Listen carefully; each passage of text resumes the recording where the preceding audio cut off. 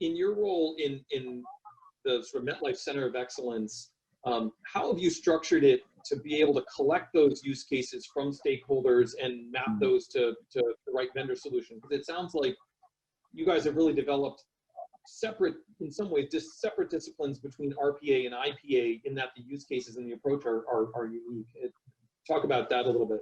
Yeah, good question, right? So, you know, RPA and IPA, they're definitely different, right? And the way that I like to describe it is that RPA simulates human action and IPA simulates human intelligence. There is a lot of validity in putting those two together, and you see actually the best of both worlds come through when you're able to combine a lot of those things. But our engagement model has probably been one of the keys to our success over the long run.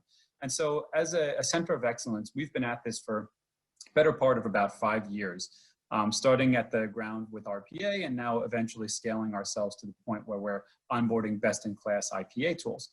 And we do that through a three-pronged approach. The first is engagement. And so that's where we work very strategically with business units to understand what their opportunities and problems are. And we amass a large use case list, a list of use cases that we can apply automation to. That's part one.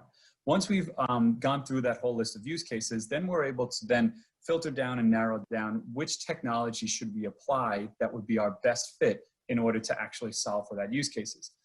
Most often it's maybe one technology, sometimes it's two or more.